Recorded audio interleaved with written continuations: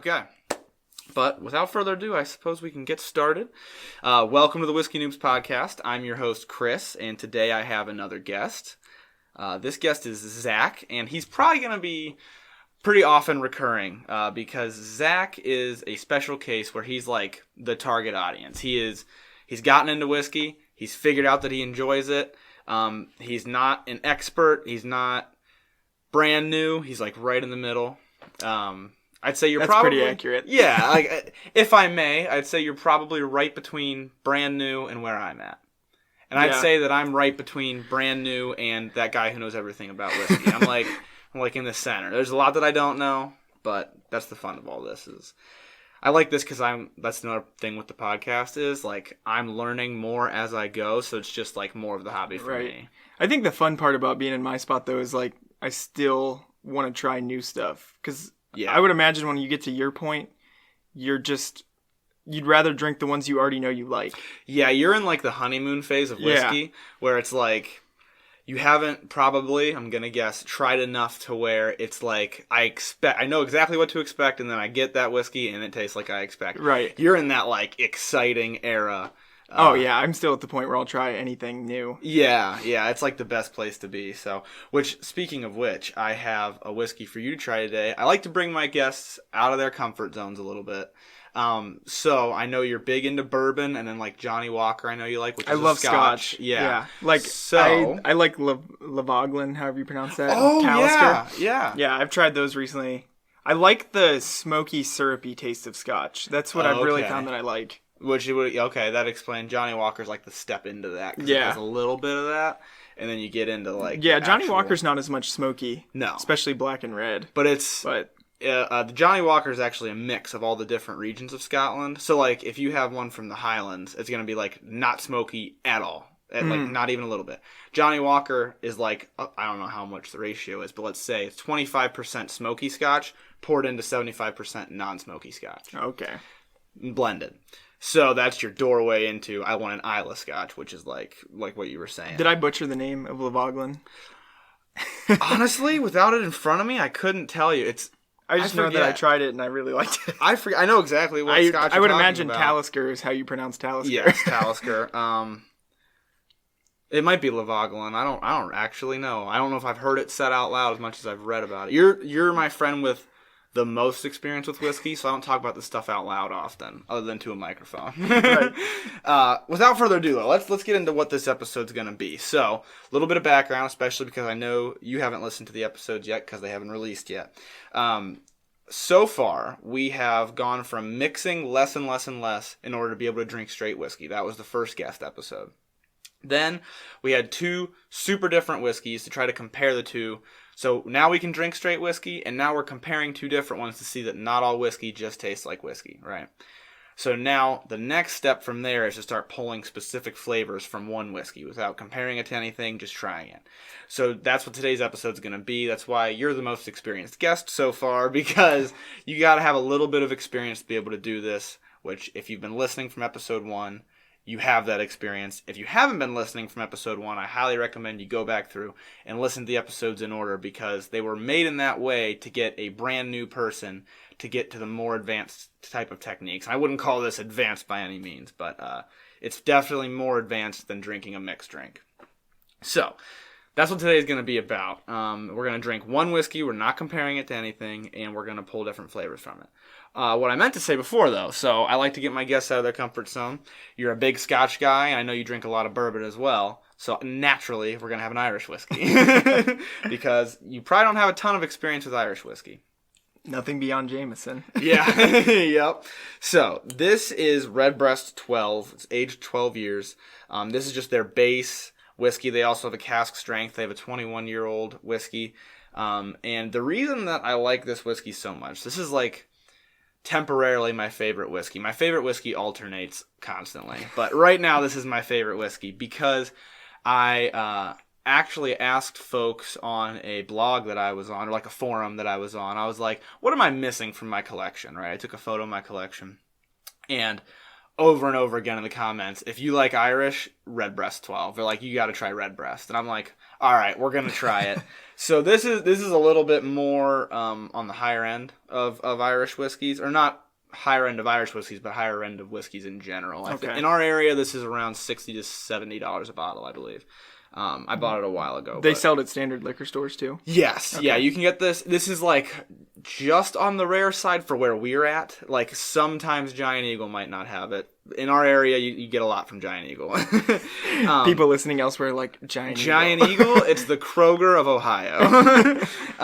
But sometimes they'll have it, sometimes they won't. But it's nothing like your Buffalo Trace or your Blanton's or anything like that. You can find it.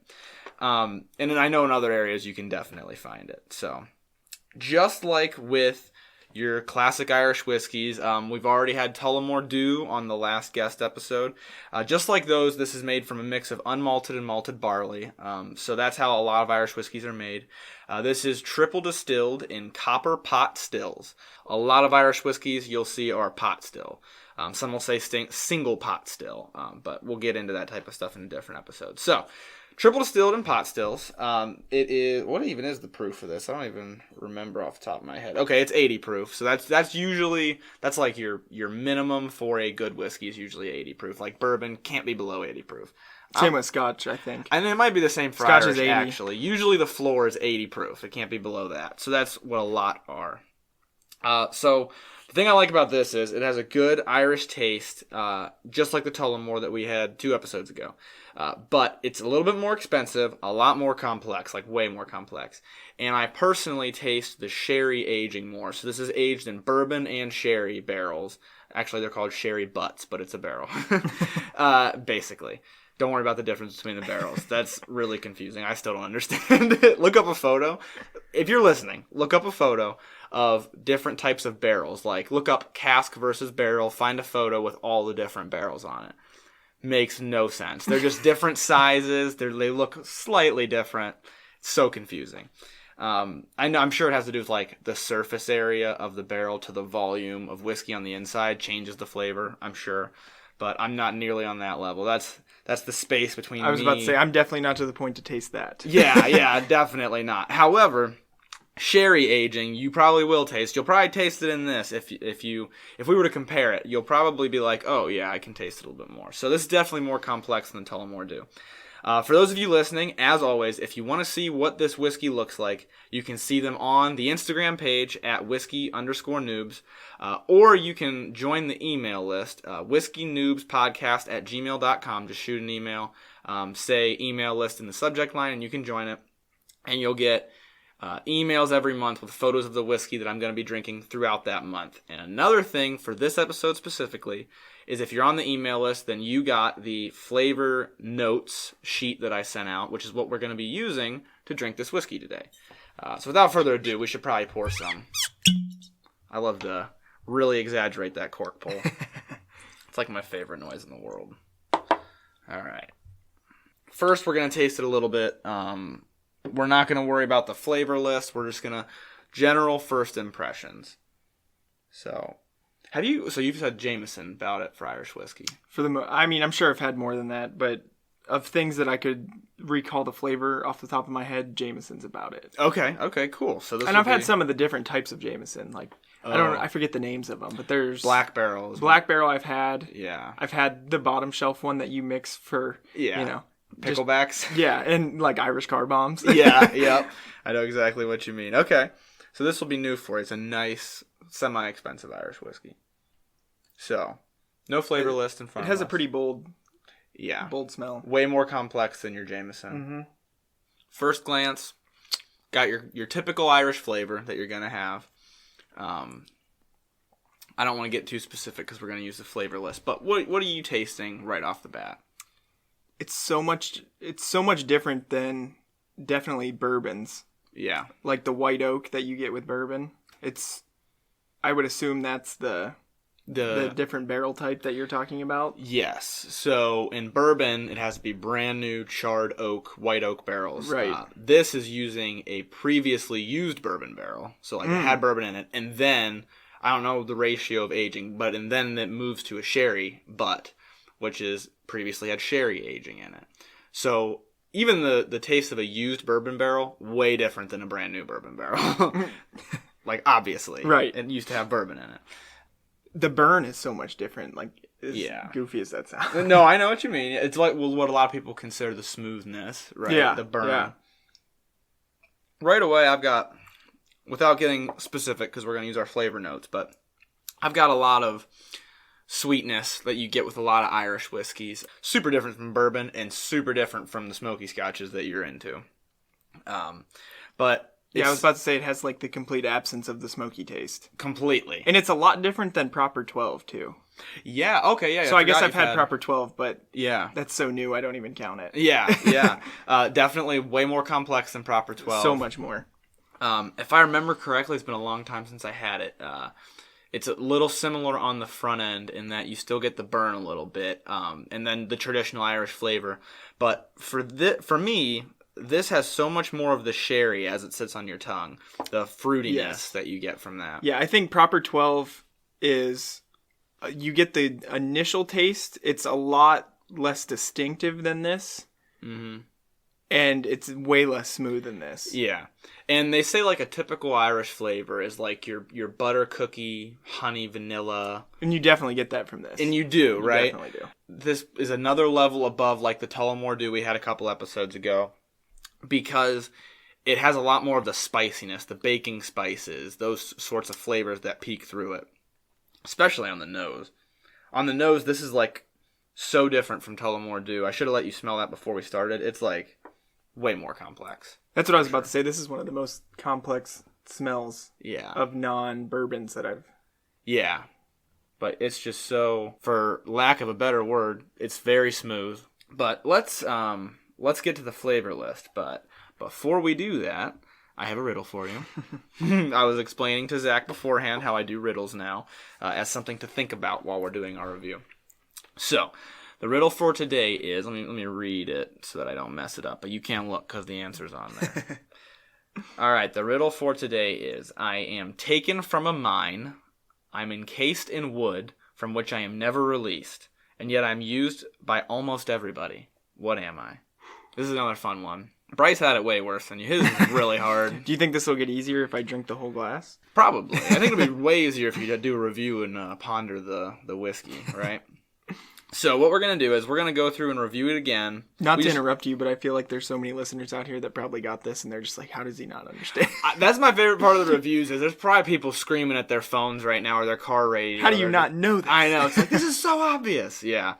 Because there's no pressure for them. Right, yeah.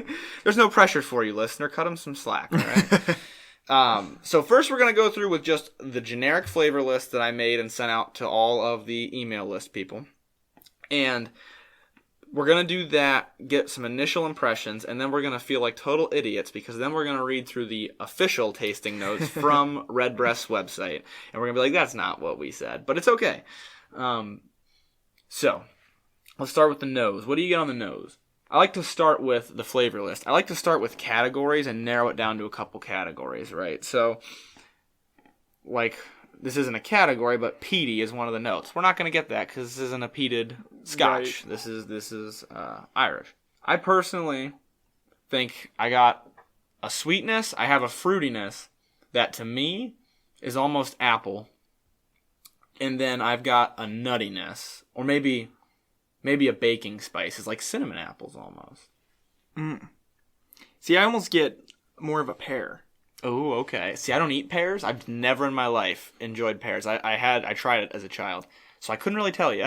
Not to get into the taste yet, but the taste is more apple, and the smell to me is more like pear. Okay. But I do get the spice, like you're talking about. I don't know if it's as much of a nutty spice as it is like a baking spice. Yeah. Yep. Yeah, I can see that. So apples and pears, your lighter fruits. Yeah, it's definitely a lighter fruit. Yeah. And then almost like no, maybe it's the lighter fruit, but maybe almost a little bit of citrus. I was going to say it's almost like a very light amount of, like if you dipped an orange peel in it. Yeah, just barely. Yep, I could see that for sure. And then the underlying sweetness, but that is kind of attributed to the fruit on the nose, I would say. So yeah, let's take a taste.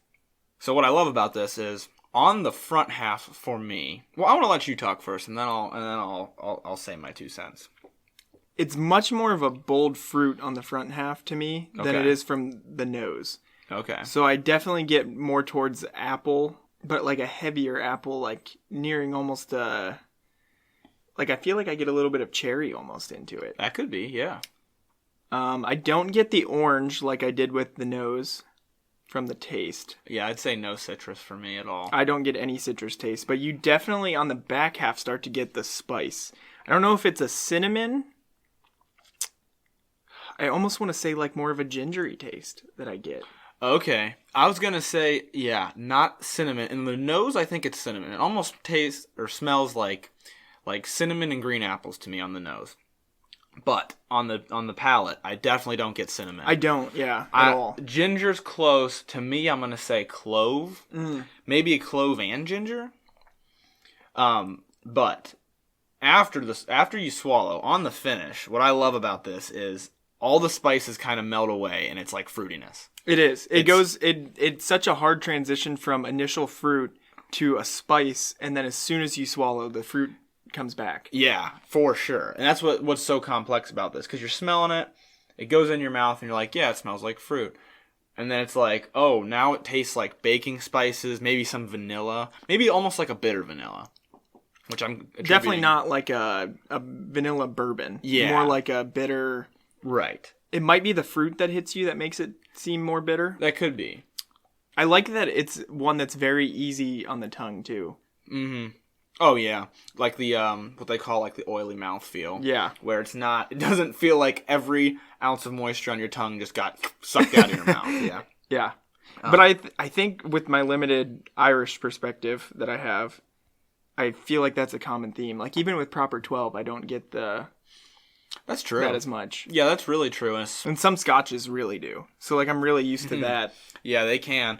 Sometimes the peaty ones I feel like are almost thicker. Like yeah, which is that oily feel. It might just be the syrup taste that you're attributing to it, but yeah. I definitely get like a thicker. It tastes like you're drinking something thick when you drink like not as much Johnny Blue or red, but definitely black. Okay. And then like the Jameson Black to me tastes pretty thick. Yeah, I can see that. Okay. Compared to this, at least. So our super vague review would be spices and fruit on the nose, just combined.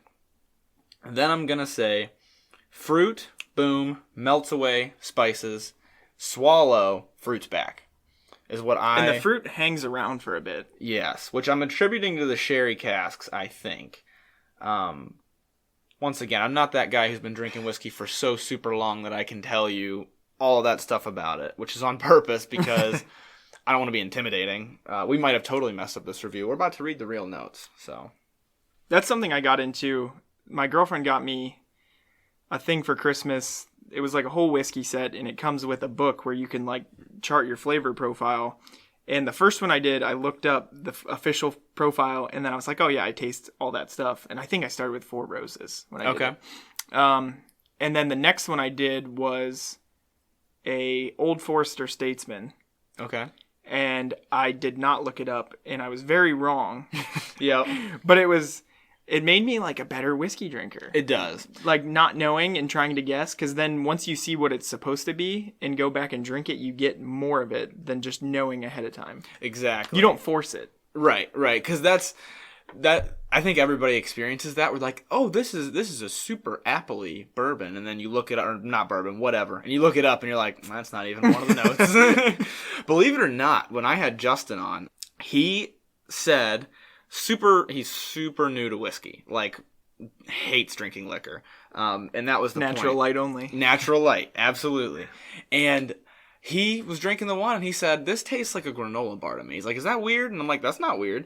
And we looked up the flavor notes, and sure enough, it was honey, butter, and nuttiness. And I'm like, that's a granola bar, basically. So that was. I've never been so impressed by somebody amateur just pulling out notes like that. But the reason that I like it, that I don't want to say new to drinking whiskey. I'm definitely not new to drinking whiskey. But I'm not this age-old guru of whiskey, and also most of my guests aren't. I like that because when I was first getting into whiskey, like probably, a few different bottles in, enough that I was talking to people about it. I was so intimidated to mess up. And there's no messing up. Like, everybody has such different taste buds, Right. So that's the thing. There's going through that book I have. There's still whiskeys where I'm nowhere near the flavor profile that it's supposed to be. Yeah. But I'm not going to change it or try and look for those flavors that it says it is because I disagree. Right. Exactly. Yeah. If you're tasting something a little bit different, there's nothing wrong with that. And you might taste it and taste one thing and then go eat a steak and come back and taste a totally different thing. Right. So, like, there is no wrong answer. But let's... Oh, well, do you have any thoughts on the riddle yet before we continue? I don't, sadly. Okay. So I'm going to repeat it for you and everybody listening who hasn't got it and isn't screaming at Zach right now through your phone. I am mined... Wait, let me read it directly. Okay. I am taken from a mine, encased in wood, from which I am never released, and yet I am used by almost everybody. What am I? And I Google these riddles, so if you've seen this on Google, I apologize. I just get a bunch of them. Speaking of Googling, while you're pondering on that, if you're on the email list, that's awesome. You have this flavor list in front of you. If you're not, I recommend you get on the email list so that you can go out and buy the whiskeys that we're going to be drinking. But if you don't, that's okay. However, you can find flavor wheels online, and like Zach was saying, whiskey journals as well. You can buy whiskey journals that'll have these flavors in them so you can write down, circle what you're tasting, things like that. Or print out the whiskey list that I sent out and write the whiskey on top of it and then circle what you're tasting. Write finish next to it, things like that. Absolutely, I recommend doing that because it's super helpful. Like, this is just one that I came up with based on flavors that I've gotten from different whiskeys, but there are some that are way more complex. They're like wheels. They're like a pie chart. Mine's just a list just to help you just read down through it. So I recommend doing that for sure. Okay, any thoughts? Or we'll continue with the rest of the review and then we'll come back to it. Did you say used by everyone or almost everyone? Almost everyone. Oof. Yeah. I'm going to say I don't want to give any hints. I'll give you hints after the last review. Okay. All right, cool. So review 1 is down. We said it's generally sweet. Review 2 with the flavors. We said a lot of fruit and spices. And then a lot of spices, then a lot of fruit. Fruit, then spices, then fruit. Very complex palate because it's got 3 phases like that, which you don't see a lot. And then that finish was fruit. So, on the nose, it says spicy and fruity with toasted wood notes evident, which is funny because I didn't say anything about that. And right now, I'm not smelling a lot of toasted wood. I don't get that, but that might be me being used to like the toasted wood from. Definitely, you get a stronger bit of that from certain bourbons. For sure. So I feel like that's what I would look for when I think of that. So that might be why we're getting more of a spice. Yeah, I could totally see that because I drink a lot of bourbon as well. I bounce between all 3 of them. I am not in any camp. People get so divisive over which one they like, especially between the 3 mains, your bourbons, your Irish, and your Scotch. And I love all 3 so much. But yeah, my top 2 usuals are one's a bourbon and one's a Scotch. Is that right? Yeah. Yep. Yeah. I don't know that I get a lot of wood on the nose, but that's just me. But let's go to the taste. So we're pretty good. We were good with the fruit, at yeah. least, right? Yeah, so silky smooth, which we both said it's got that thick, oily mouthfeel. Yeah. Silky smooth. Harmonious balance of spicy, fruity, sherry, and toasted notes. Once again, not getting a lot of the toasted notes. But I think that's just us being used to a much thicker toasted smoky taste. Right. And when I think of toasted, I'm looking for almost smoky. Yeah. And that's why I guess maybe I'm not getting it from this. But I definitely get the rest of it. I'm thinking Wild Turkey has that smokiness too. A lot of your bourbons. Buffalo Trace has that. The Russells that we had 2 weeks ago with Bryce, that has way more smoky of a taste than this. And the reason I remember Laphroaig or however we're butchering their name, is because that was the first time I had a truly super smoky Scotch. Okay. But it was smoky and really syrup. Oh, okay. The sweet maple syrup kind of taste. Yeah. Yeah, I have established with people before, the Scottish names, I am just really bad. For the longest time, I called an Islay Scotch an Islay Scotch. I thought that was how it's pronounced, or Islay, and it's Islay because I looked it up. If only Proper 12 was higher shelf. Yeah. It's easy to pronounce. Yeah, no kidding. Yeah, so this is I'd say we're close. I'm gonna try to taste some of these toasted notes first. I can see it if I look for it. I can too. That's what I was about to say. On my last sip, I can see it when I look for it. I would still place it closer to a spice. I was just going to say the same thing. But I would say that if I never had smoky bourbons before, maybe I would say that I'm getting a toasted flavor.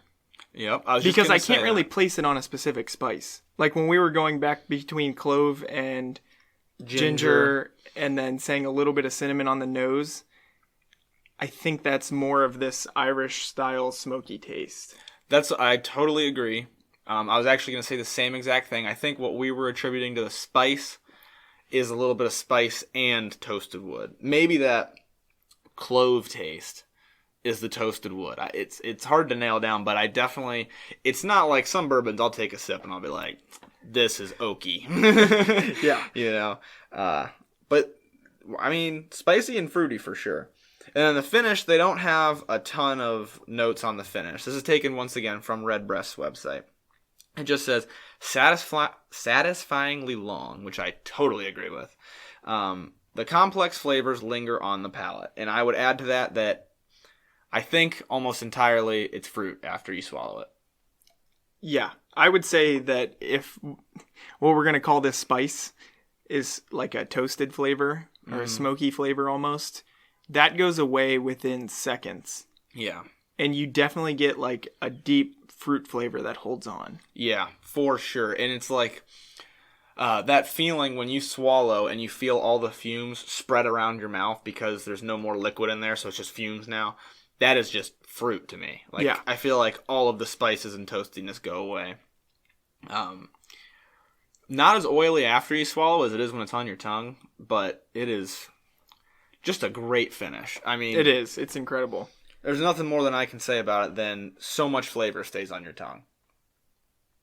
Like here, I haven't taken a sip in 30 to 45 seconds, and I can still taste it, which is very impressive.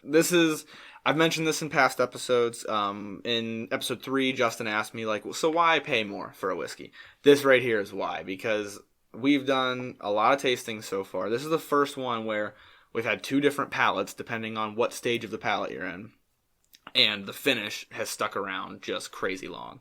One thing I would say as advice, though, if you're in the new area, and you can tell me if you disagree with this, I would never start this high.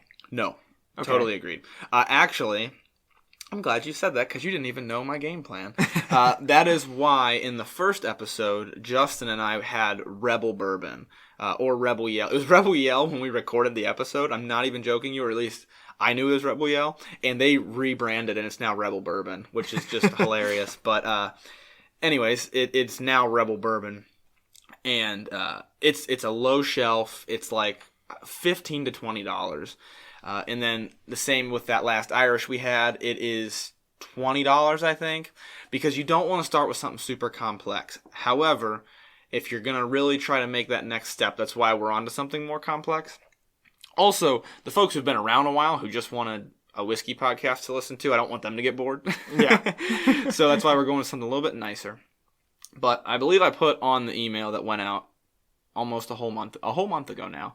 I put on that email, if you're going to sub something in, sub in the Tullamore Dew that you already purchased. Because it's a little bit more simple, a little bit less complex, and you don't have to spend so much money. That's a great point. I think it's nice to have a friend that's into whiskey because while I was advancing from... like, I started getting into Scotch with Johnny Red, and I wasn't a big fan of Johnny Red, but I liked some of the flavor of it, and then I got into black. Okay. And then I had tried blue, and then went back to black, and I realized the flavors in blue that are missing from black. Okay, yeah, yeah. But that was just because I tried blue. I didn't buy a whole bottle. Right. You know what I mean? And I think they taste so much better once you can pick up the flavors of them. Yeah. So like jumping straight to something that's too bold, Absolutely. I think can ruin it for you. It totally can. And jumping to something that you don't like that is expensive, like Johnny Blue, a lot of folks, they're like, well, this is like the cream of the crop whiskey. If I don't like this, then I must not like whiskey. And it's like, just because it's expensive doesn't mean it's your palate. Yeah. That means for people who like that flavor, that's the cream of the crop. Doesn't mean it's going to be that for you. It's so similar with cigars. Oh, absolutely. Like I see people that'll smoke like expensive cigars at a wedding, and they just like puff through it like it's a Black and Mild. Yeah, and they don't like it. Yeah, and they don't like it. And they're just doing it because it's at the wedding. Like, it's the same thing. Like, you have to build your palate up. Absolutely. Yep. That's the same idea. And that's why with this podcast, because you mentioned at the beginning, that's why it's helpful to have friends who have whiskey, because they can tell you, oh, well, I had this kind of an experience, or you can try their whiskey. That's kind of my hope behind this podcast, is to have a community of people who can help each other out. Because... like, when I got into whiskey, none of my friends were into whiskey. The rest of my friends, and he can vouch for this, were still in the killing beers or drinking, like, something disgusting that's mixed together. They were still in that phase, which there's nothing wrong with that. But I was like, I want to try whiskey because I think it's cool. I was really big into cigars. And I noticed that there weren't really any podcasts. There are a couple YouTube channels that I really like. I'm not going to shout out the competition right now. But there weren't any podcasts, and I'm a big podcast guy. So that was like the motivation behind this, is to kind of have somebody to share your experience with. People can DM me, email me, comment to each other on the Instagram, things like that. So I made the shift to whiskey. I have like genetic stomach issues, and I'm not going to get into that while everyone's enjoying a glass of whiskey. It's really not gross. It's actually pretty common. But anyway, okay. So it made it hard to drink carbonated beverages. So it shifted me away from beer fast and got me into liquor. Genetic syndrome, I think is what that's called. I'm just kidding. I had to. Yeah, so that got you away from beer quickly? Not that I don't drink beer anymore, but yeah, it kind of forced me to find liquors I liked. And when I got to whiskeys, I really started to find the ones I liked that weren't always 400-calorie mixed drinks. Right. Yeah, I was going to say, I think that's what drove me to whiskey, is I got so sick of that, of like the bloat, the 400-calorie mixed drink, and I was like, I want to drink something that's going to be like lighter on my stomach, and I want to drink something straight. Well, any other straight alcohol to me is just not it. Tequila is okay straight. Yeah. But whiskey is the one that's like, you can just love it straight. Yeah, right. And I think the thing is, I was like craving still to get, you're by a fire on a hot night, you're looking for that like sugary mixed drink. And once you discover whiskeys that have the sweet or fruity flavor, you can easily substitute a Manhattan or an old fashioned or a Jack and Coke even for just a straight glass of whiskey. Absolutely, yeah. And whereas with like a vodka water Mio, you're not going to get any complexity. With a whiskey, you're going to be able to sit there and have a totally different experience. That's super true, yeah. That's what I like whiskey for. I've said this before. It's the sitting back and pondering it. Like you said, at a fire. Mm-hmm. Like, I want something to think about. I don't want to just be chugging some alcohol to get drunk. Not anymore, at least. Too old for that. Yeah, we're too old for that. But anyways, let's get back to the important issue here. My riddle. Any thoughts yet? We've probably got 75% of the fan base yelling at you right now. See, my problem is I go to too much of my nerdy geologic mind, and I'm sitting there like, what rock formation could he be referring to that's encased in wood naturally? And after it's mined, not while after it's mined. Yes, see, that's where I'm screwed. I should have clarified that. After it's mined, it is encased in wood by humans. I figured by humans, but I'm going to feel so stupid when you tell me this. No, it's okay. I actually, if it makes you feel any better, I ran it by some friends, because I try to make sure they're, like, difficult enough. And yeah, you don't want people to be instantly like, oh, here's the answer. Yeah, exactly.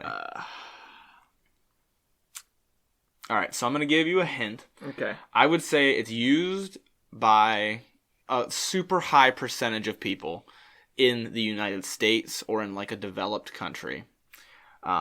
Literally almost everybody, like virtually everybody in a developed country. This type of it is not used nearly as often since maybe 2012. So the thing that suits this riddle prior to 2012 probably, way more common. When you and I were in elementary school, way more common than it is right now.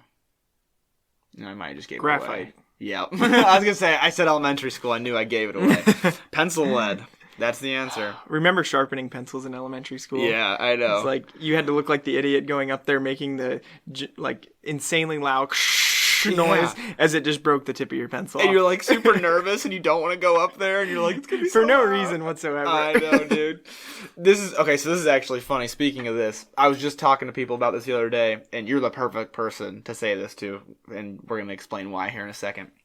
One thing I was thinking of the other day is how crazy it is that people growing up, even some of the people old enough to be listening to this podcast right now, old enough to drink, totally foreign to them having speed dial. Oh, I know. And being like, I got 5 people who I can call without having to know their phone number. And you used to have to know everybody's phone number. And the reason you're perfect for that is because you still know everybody's phone number. So I've taken like these weird photographic memory tests, and I have like a semi-photographic memory. Here we go, flexing on everybody. When it comes to numbers, only Okay. numbers. I am so bad with everything else when it comes to memory, and so I still remember, like, I can rattle off anyone's phone number off the top of my head, but it's so weird that, like, when we have kids, and our generation has kids, not only will they not even know what hanging up the phone means. That's a great point. They'll have no idea behind the reference of hanging up the phone. It'll be like us with rolling down the window, where we're like, oh yeah, didn't old cars, you had to actually like roll it with like a you had lever? to roll down the window. Yeah. Oh my gosh. Yeah, and they won't know what speed dial is because you have iPhones with contact lists. Listen, if you are at the bare minimum age to drink right now, there used to be something called a Fave 5, and it was like 5 people that you had to pick who you could talk to as much as you wanted to. Yep. It's a different world, man. It's pretty crazy. I still know Bryce's phone number from like kindergarten. I still not know. kindergarten, obviously, but I'm probably going to bleep this name out. I still know. He told me in like 3rd grade. yeah, you have a weird number memory too. I do. Actually, okay, fun fact for the listeners. We're getting to know each other a little bit here. I actually know, okay, for sure 100, used to be 150 of the first digits of pi, the number, the infinite number. I'm not going to do them right now. Maybe I'll post a photo or a video on Instagram. But I used to know 150. The last 50 are a little shaky nowadays. But I still know 100 really well. Because I was a nerd like that. And now I'm a nerd about whiskey. Chris used to flex on us with his totally. pi numbers. Absolutely. That's how you make friends. It's probably how we met. Yeah.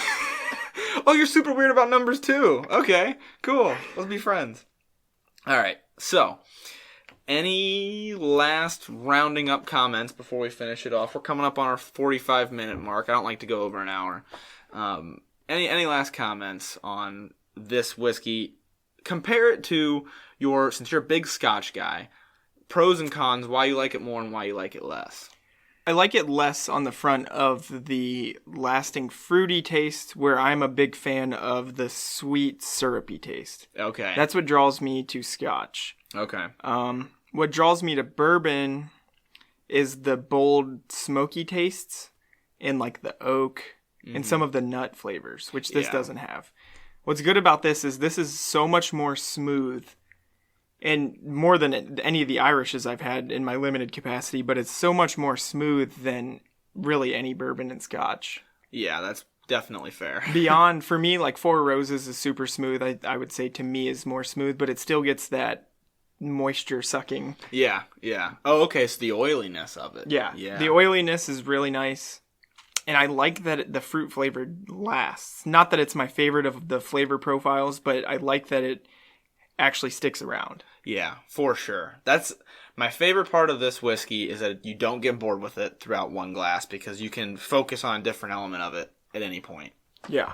I like too that, like, a lot of like Proper 12 for listeners that have had like the cheaper Irish whiskeys, I guess. You get the fruit flavor, I feel like, a little bit from Jameson and a little bit from Proper 12, but you just get a burn after. I totally agree. The burn from those definitely masks the flavors more. Don't get me wrong, this is 80 proof. You're going to get a little bit of burn. But it doesn't mask the flavors like it does, which is what a lot of people mean when they say a whiskey is smooth. They mean The burn is not masking the flavors, or there's very little burn. Yeah. One of the two. I think a lot of people try and think when they get into it, they say, oh, it's smooth, and people are like, well, I'm still getting a burn. Yeah. Like, you're drinking 80 proof liquor. You're always going to get a burn, but there's so much more to enjoy when you get good flavor with that burn. Mm-hmm.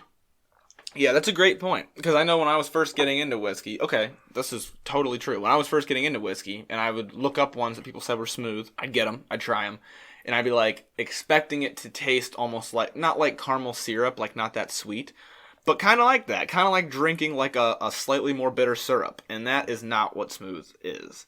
Right. Smooth, and you'll get used to the burn so that it's more enjoyable. You'll get good at it not burning. And like you and I are drinking this and not coughing. It's not burning. Right. But like I almost enjoy the burn. Yes, absolutely. Like once you get into whiskey, you start to reach for those higher proofs because that burn is nice. It presents way more flavors. I'm still not to the point where I can do like a single barrel Jack. Okay. And not, I have like, so if you start to look at like those super 130 proof ones, a lot of people put like a dropper with like a couple drops of water.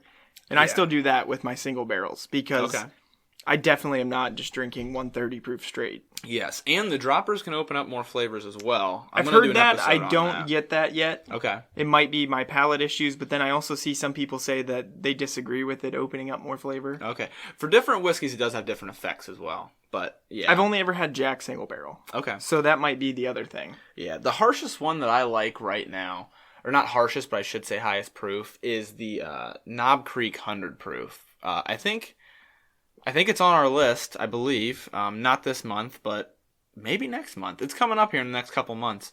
Knob Creek has 100 proof, and I really enjoy that. It brings out a lot of flavors of it. I think I cut you off a little bit, probably, on, you were saying what you distinguish it from your bourbons and your scotches. Sounds like you're still going to go to scotch over the Irish. Why? Purely because of the sweet syrupy taste that I enjoy. Okay, that comes with the smoke, that like super sweet smokiness. Yeah, the sweet smokiness is what draws me to scotch. Yeah. I would now, after drinking this, I am going to try more Irishes. Like I'll reach for an Irish now before I go to like a bourbon that I've had 100 times. Okay, yeah. Like the next time I go to buy like Gentleman Jack, I'll look at the Irishes first. Okay, after cool. trying this. That's good to hear. Yeah, I love opening up people to new stuff. I'm 3 for 3 on guests wanting to try new stuff, so that's awesome.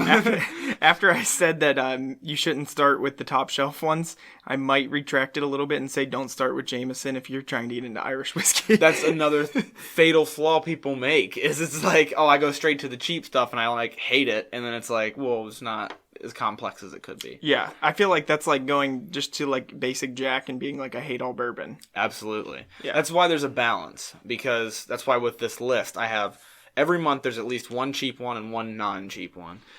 If you're hearing him talk about smoky scotch and you want to buy one and you want to make sure it is on the list for coming up, I don't know if it's on this coming month's list that's already went out last week, but there is a scotch that we're going to be doing called Laphroaig 10 year, and it is also very smoky. And it has that sweetness that he's talking about. So if you want to try a scotch that has that element, and you want to stick to the whiskey list, you can go ahead and go out and get that. If you're looking for like a mid-shelf one too, that maybe you should try on the show, Talisker 10 year is the one I had. That one's cheaper than this Redbreast. Oh, okay. A little bit. But it's not as smoky as Laphroaig, or however you say that one. So I think if you're less into the smoky bourbon with the sweet syrupy taste and you want like more of a mild flavor, the Talisker was like really good to me. I'm looking up how to pronounce Laphroaig real quick, because we've slaughtered it enough times that you guys deserve to actually know. Lagavulin. Okay, so I'm forever going to butcher this still, but at least I saw it right one time. Lagavulin. Scottish people. Yeah, right? They're words. We're the Laphroaig. Okay, well, actually, it's a fun fact about Laphroaig, but I'm going to save it for the Laphroaig episode. But it actually means something. They have it on their bottle, and it means like way more than 2 syllables worth of word. It's crazy. But okay, well, good to know. I think that one's a little pricey. Okay. Let's look it up. All right, we're going to do this. What's the name of the show? We're where you guess your price. Oh, Price is Right? Price is Right. There you go. You're All the right. next contestant. You're the next contestant. What is it going to be? I'm going to guess that there's some for $99.99. I'm going to do 12 year, okay? Okay, so I'm going to guess $129. $129. Price is Right, 12 years old. $150. Okay. You were close. You were really close. Yeah, that's an expensive. Scotches, I don't know what it is, and I don't know how the costs go into Scotch, but Scotches can get expensive very, very fast. Especially, at least in our area, the peated Scotches like... Wait, hold on. Lagavulin. Lagavulin. The peated Scotches, like you're saying, with the smoky flavor. I'm assuming the Lagavulin, I think it is peated. Those are always expensive. Yeah. Like Laphroaig is probably your entry level, and it's like $60. At least at the Talisker. It's a little harder to get here. I think it is produced at a much lower volume than a lot of the other big names, so it doesn't reach the U.S. as much. Okay. I had to order it online when I got it, and that was when I was trying to get away from just drinking Johnny, because Johnny is not like other Scotches. Right. Yeah. No. It's blended, so Yeah. it's totally different. Which is why I think it is. I believe. Yeah, I looked this up before. It's the number one selling Scotch is Johnny, actually, because you have a little bit of everything. So it's like the Jack Daniels of Scotch. It is. I think that's the way I look at Johnny. It's Jack with a top hat. Yeah, and a cane. Doesn't he have a cane? I think he does. It might be like the Monopoly Man, where you think he has a monocle, but he doesn't. I'm trying to picture it, and I'm mixing up with Monopoly Man, Pringles guy, Colonel Sanders. Pringles guy. I'm mixing him up with everybody. I think he does have a cane. Okay. All right, cool. Well, I think that's everything. Any closing comments on your experience today on Whiskey News? Don't be afraid to try Irish whiskey. Yeah, don't be afraid to try something new. Branch out Yeah. from what you had. Zach will be returning most likely in the next few guest episodes. So we'll be hearing from him here soon. But yeah, don't be afraid to try new things.